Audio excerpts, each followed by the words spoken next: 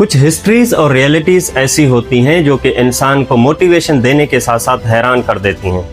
ذرا سوچئے، ایک ایسی جگہ جہاں نہ پینے کو صاف پانی تھا، نہ ہریالی تھی، نہ ہی کوئی شہر تھا، جہاں تک نظر جاتی تھی ریگستان ہی ریگستان اور ریت ہی ریت تھا۔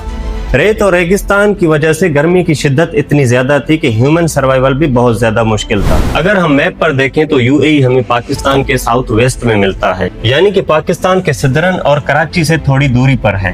دبئی کا علاقہ بہت پرانا ہے اور یہاں بہت پرانی تہذیبیں رہتی تھی جو کہ ٹریڈ کیا کرتی تھی۔ ان کا ٹریڈ خاص طور پر عراق اور انڈس ویلی کے ساتھ تھا۔ اور آج ہم جس ملک کو دنیا کے امیر ترین کنٹریز میں شمار کرتے ہیں، کیا وہ ہمیشہ سے ایسے ہی تھا؟ تو جواب ہے بالکل بھی نہیں۔ یہ کہانی صرف پیسے کی نہیں بلکہ اسٹرگل، اسٹرانگ لیڈرشپ اور سمارٹ ڈیسیجن میکنگ کی کہانی ہے۔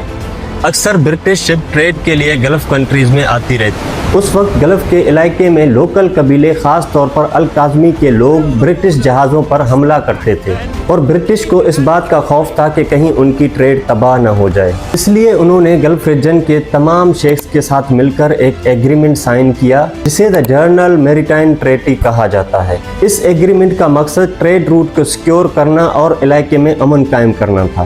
اس کے بعد دھیرے دھیرے برٹش انفلوئنس اس ریجن میں بڑھتا گیا اور یہ علاقہ دی ٹروشل اسٹیٹ کے نام سے جانا جانے لگا۔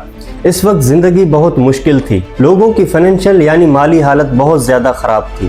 لوگ زیادہ تر سمندر سے موتی نکالنے اور فشنگ پر ڈیپینڈ کرتے تھے۔ اس وقت سمندر سے موتی نکالنا بہت ہی مشکل تھا کیونکہ لوگوں کے پاس جدید آلات نہیں تھے، اس لیے وہ اپنی سانسوں کے بھروسے سمندر میں اترتے تھے اور موتی ڈھونڈتے تھے۔ یہ کام اتنا مشکل تھا کہ کئی لوگ اس میں اپنی جان تک گنوا دیتے تھے۔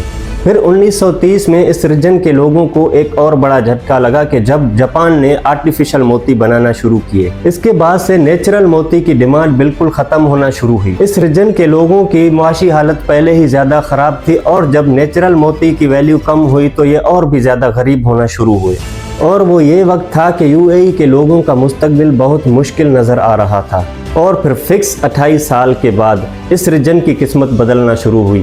1958 میں یو اے ای خاص طور پر ابو دبئی میں آئل ڈسکور ہوا اور 1962 میں فرسٹ ٹائم آئل کو ایکسپورٹ کیا گیا۔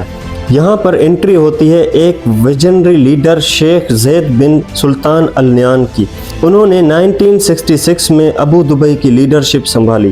ان کا سب سے بڑا فیصلہ یہ تھا کہ آئل کا پیسہ امیروں کے لیے نہیں بلکہ پوری عوام کے لیے یوز کیا جائے۔ انہوں نے سکولز بنوائے، ہاسپٹلز بنوائے، روڈ اور انفراسٹرکچر ڈیولپ کیا۔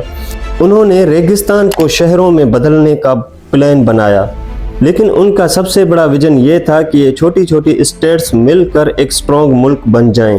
ورلڈ وار 2 کے بعد برٹش اکانومی بالکل کمزور ہو چکی تھی۔ برٹش نے یہ فیصلہ کیا کہ وہ اپنی فورسز کو اس خلیج ممالک سے ہٹا لیں گے۔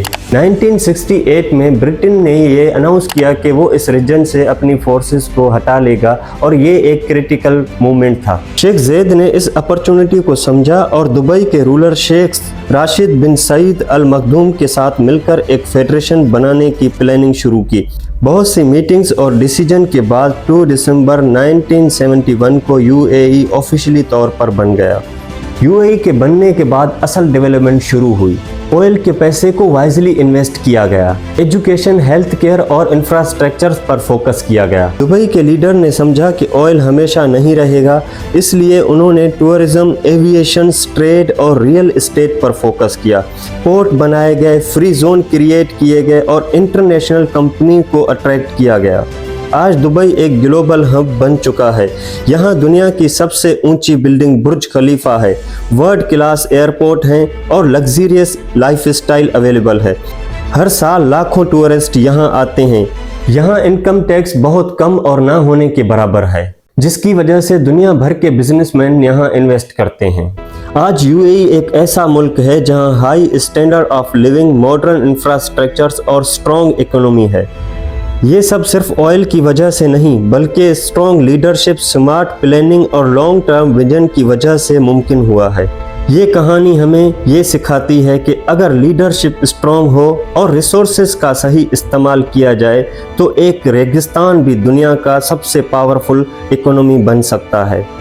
تو یہ تھی دبئی کی کہانی کہ آپ نے دیکھا کہ ایک ریگستان والا ملک جو کہ پوری دنیا کا مرکز بن گیا، جس نے اپنی اکانومی کو اتنا مضبوط کیا کہ اب دنیا کے بہت سارے ملک وہاں پر انویسٹ کرنا چاہتے ہیں اور وہاں پر اپنی پراپرٹیز بنانا چاہتے ہیں۔ ہر وہ انسان جس کے بھی دل میں خود کو فائنینشلی اسٹیبل کرنے کا خیال آتا ہے تو وہ دبئی جانے کا سوچتا ہے۔ کیا دبئی پہلے ایسا تھا؟ بالکل بھی نہیں۔ اگر اسٹرانگ لیڈرشپ ہو، سمارٹ ڈیسیجن ہو اور کام کرنے کا جذبہ ہو تو ایک ریگستان بھی پورے دنیا میں امیر ترین ملک بن سکتا ہے۔